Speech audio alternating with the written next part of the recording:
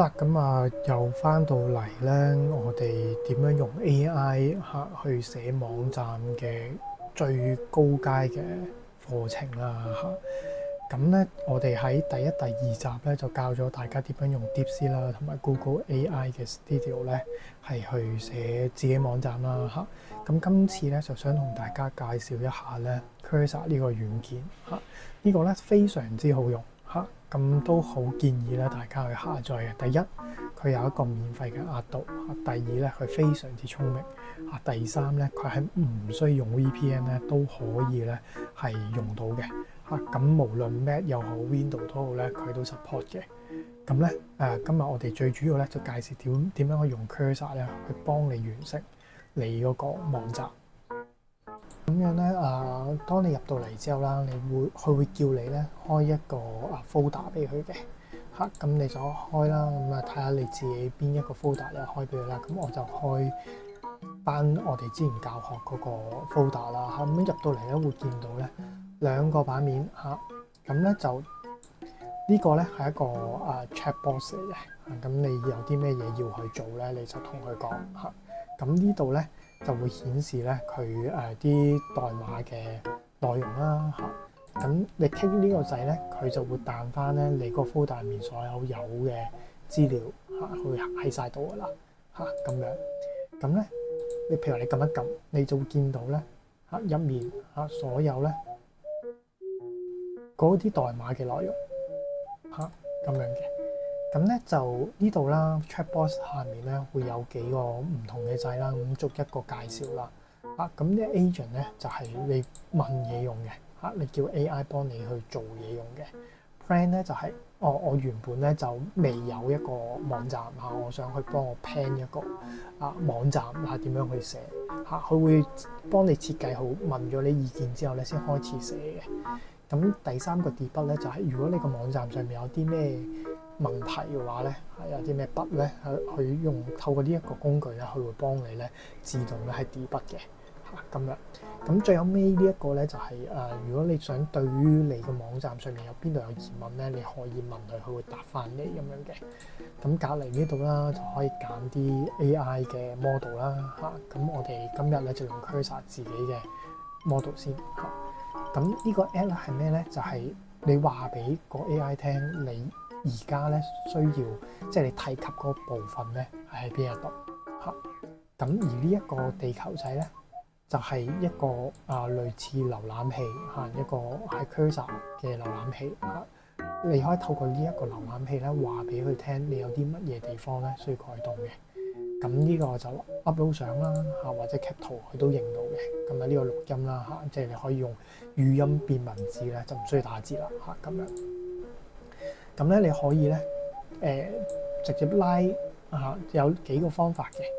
首先如果你話我想睇佢更新咗嘅一個頁面咁你可以咧就喺你個網站度啦咁我哋咧就撳呢一個咁就 click 兩下就可以睇到咧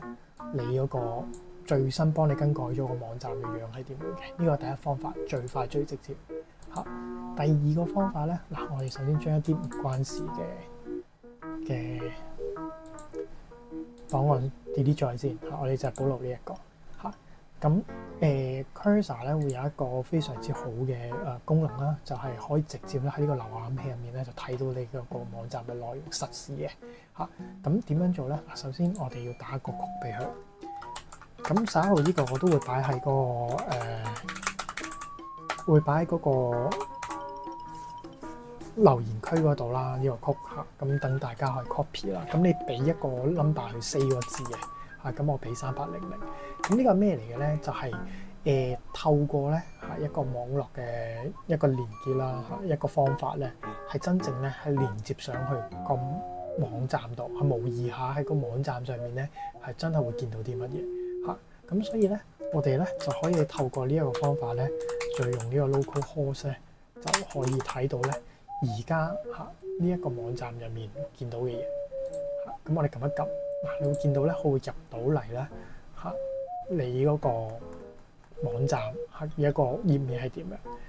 咁我哋可以透過咧呢一個呢一個嘅 browser 啦瀏覽器啦，可以用呢一個 function 呢個Slack 嘅 element 啦咁你就讀呢個位，咁你會見到咧呢一個咧呢個 chatbox 咧會多咗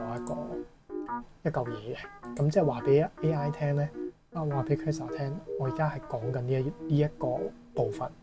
譬如話我想將呢個部分咧改做紅色咁樣為例啦咁你同佢講，請幫我改為紅色，係啦。咁等佢數秒鐘啦，大概1分鐘或者幾十秒咁樣，咁佢咧就會幫你咧係去完成咗噶啦。咁佢就話俾你聽，我已經幫你改咗紅色啦。咁你 reload 一次，咁佢就幫你變咗紅色啦。咁樣非常之方便。咁就你可以透過咧 Slack 唔同嘅位置話俾佢聽，好精準話俾佢聽你想點樣改，佢就會幫你點樣改。咁呢個咧就係 Cursor 嘅好處啦。咁Cursor 咧，始終呢個係一個軟件啦，同 DeepSeek 同 Google AI Studio 又有啲乜嘢分別咧？我哋頭先講過我哋上幾集咧有講過咧，就係話 DeepSeek 咧，如果你有一啲嘅內容想更改咧，係由頭到尾咧幫你寫一次嘅。而 AI Studio 咧就係你有嘢有一 part 想改咧，佢咧會針對咧你嗰個部分咧係去改咁，但係針對嗰個部分咧，其實佢都係由頭喺嗰個部分寫一次嘅咁。而呢個咧 Cursor 嘅 software 咧就唔係啦，就係你話俾佢聽呢個格仔呢一個按鍵呢一個 button 想點樣做咧，佢就針對嗰個位置去改咁，佢就唔會全部幫你寫一次，咁就會方便好多嘅。咁當然即係 Cursor 唔係淨係純粹幫你去改嘢咁簡單啦咁我哋推倒重來我哋叫佢咧幫我哋咧係去寫一樣嘅網站，睇下佢會俾啲咩我哋咁我哋將頭先呢一個網站咧 delete 咗佢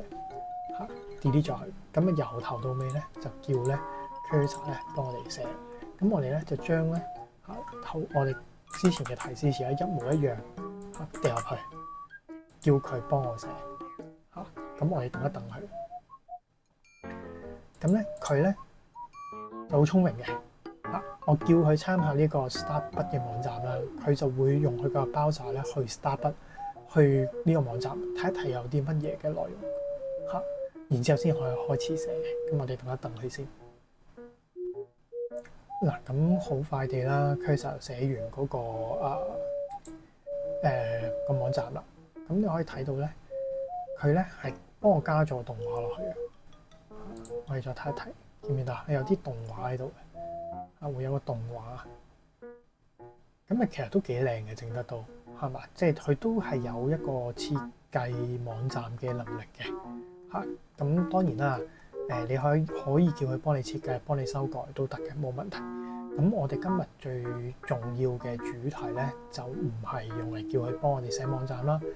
我哋咧係教你點樣咧將你呢一個網站咧係去發布到去你嘅 domain 度嘅咁我哋可以試下啦。